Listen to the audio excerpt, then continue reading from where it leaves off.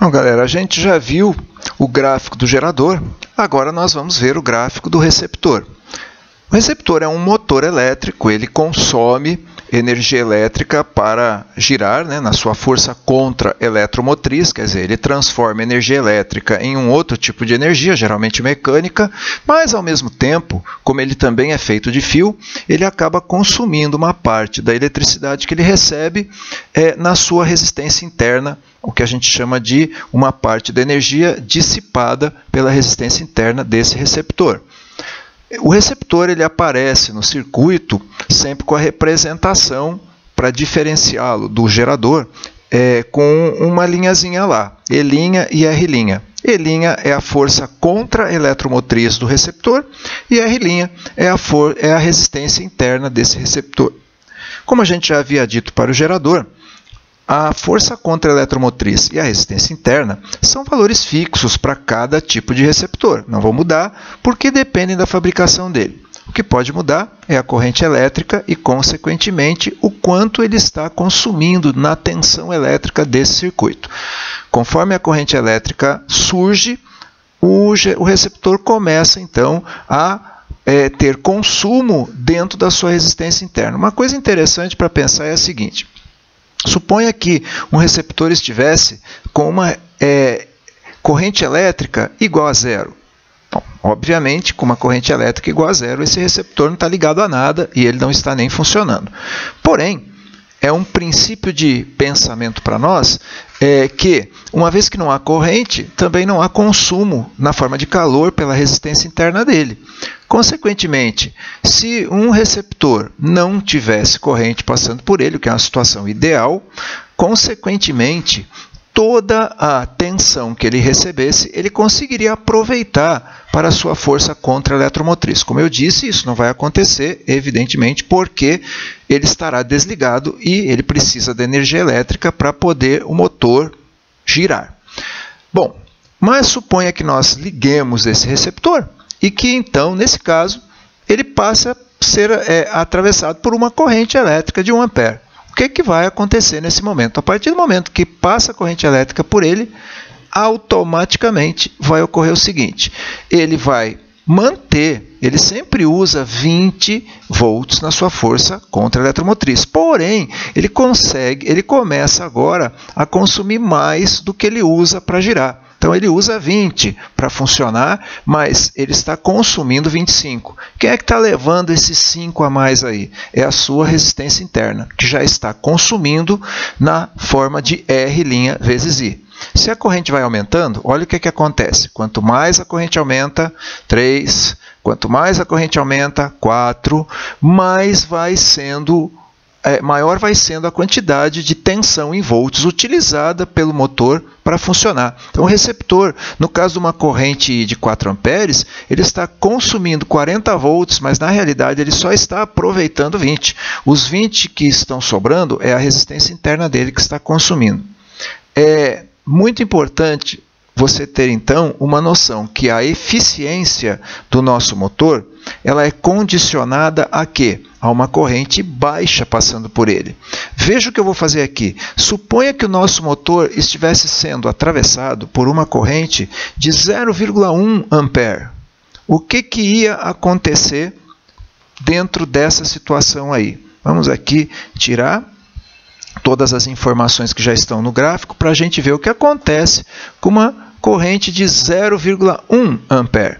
Então, vamos começar aqui do zero, como a gente colocou, e aí ele está lá recebendo uma corrente de 0,1 ampere. Olha a situação que apareceu ali. Viu que a curva ficou bem rasa, ela praticamente não se inclinou, e ele usa 20 e gasta 20,5. Isso é uma situação de eficiência. Ele está consumindo pouca tensão do circuito, 20,5, e desses 20,5 ele usa 20 para ele funcionar de verdade. 0,5, quem está consumindo é a resistência interna. Uma outra coisa importante para pensar de um receptor é que se a sua resistência interna fosse baixa, por exemplo, 1, automaticamente, viu lá, ó, ele passou a consumir só 20,1. Quer dizer, com uma resistência interna baixa, ele vai, obviamente, consumir menos, tá? Então, se eu passar aqui a corrente, por exemplo, para 0,5 volts, vê, ó, ele gastou 21. Então, a combinação de um aparelho bem fabricado, com uma resistência interna baixa, num circuito em que a corrente não tenha que ser muito alta, vai levar a um bom grau de eficiência para esse nosso receptor. Só para nós não esquecermos o que acontece com o receptor, vamos terminar aqui reproduzindo novamente o gráfico que vai representar a curva desse receptor. Vamos colocar aqui uma resistência interna de 5, para isso ficar mais evidente, você percebe que a curva do receptor ela é o contrário da curva do gerador. Ela é uma curva que parte ali, partiu do 20, que é a força contra-eletromotriz, sempre vai partir da força contra-eletromotriz e vai ficando cada vez mais elevado o valor, portanto a curva é uma reta ascendente. Esse é o gráfico do receptor. Só complementando aí então o gráfico que você viu, que a gente acabou aí de preencher, de formar para você, tá? Vamos lembrar coisas que não podem ser esquecidas que vêm desse gráfico. A primeira delas, que é importante, você sabe que esse número aqui, o número 20, esse número que você está vendo aqui, o mesmo número, ó, existe uma ligação entre eles, né? É o valor do E', é a nossa força contra-eletromotriz, tá? Do nosso motor. Então, aonde o gráfico começa é a força contra-eletromotriz.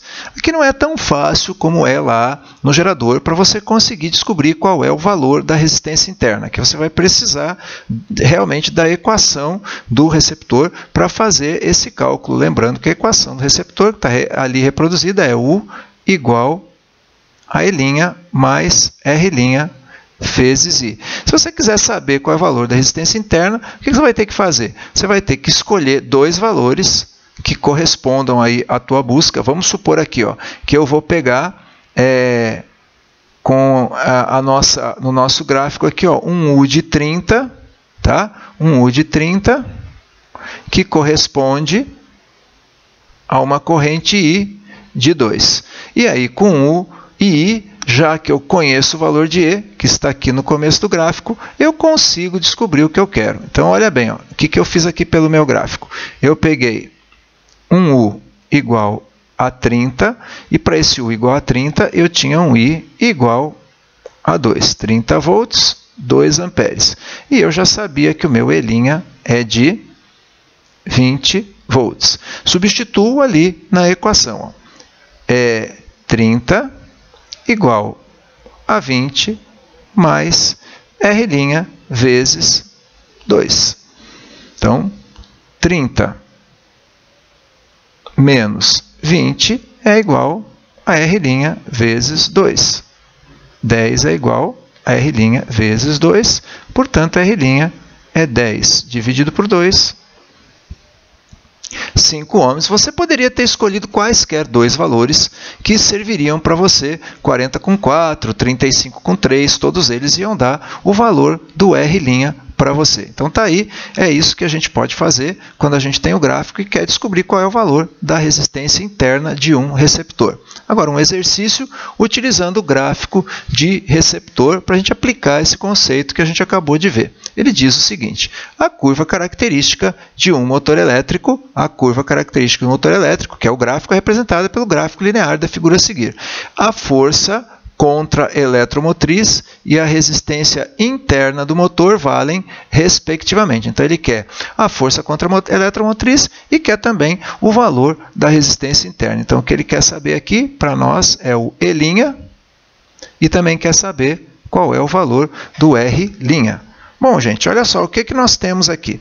Nós não temos o lugar onde ele começa, né? Não temos, o gráfico está no meio aí, mas nós temos aqui, ó, um valor de U para 2 e outro valor de U para 7. Tínhamos dois valores. Então, vamos fazer assim. Ó. Quando U é igual a 30 volts, I é igual a 2 amperes. Quando U é igual a 50 volts, quando U é igual a 50 volts, I é igual a 7 amperes. Deixa eu arrumar aqui que esse 30 não está aparecendo bem. Vamos lá. Aqui, então, é 30. Agora, nós vamos usar obviamente, aquilo que a gente já conhece, que é a equação do gerador. U é igual a E' mais R' vezes I. Nesse primeiro caso aqui, vai ficar assim, ó. 30 é igual a E' mais R' vezes 2.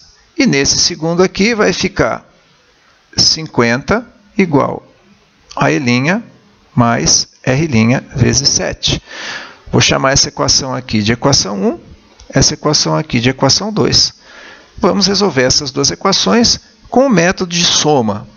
Nós vamos pegar a equação 1 e vamos multiplicar tudo por menos 1. Então, vamos pegar essa equação aqui, ó, vamos multiplicar tudo por menos 1. Então, vai ficar assim, ó. A equação que já existia, 50, é igual a E' mais 7R'. E a outra equação vai inverter tudo. Vai ficar assim, ó. Menos 30 igual a menos E' menos 2R'. Agora, você, amiguinho, vai somar as duas. Então, aqui, ó, vamos somar essas duas aí. Então, nós vamos ter 50 menos 30 vai dar 20, igual E' menos E' é 0, 7 menos 2, 5R'. Então, o R' já vamos descobrir que ele é igual a 20 dividido por 5, portanto, 4 ohms. Então, você descobriu o valor de R', que é 4 ohms. Aí você pega qualquer uma das duas equações. Vamos pegar mais fácil aqui, ó. 30 é igual a E' mais R' vezes 2. Substitui o R' que você achou. 30 é igual a E' mais 4 vezes 2. Então, 30 igual a E' mais 8. Passo o 8 para o outro lado, E' vai ficar igual a 30 menos 8, portanto, 22 volts. Aí, então, você tem a resposta, que é 22 volts e 4 ohms, resposta da alternativa D.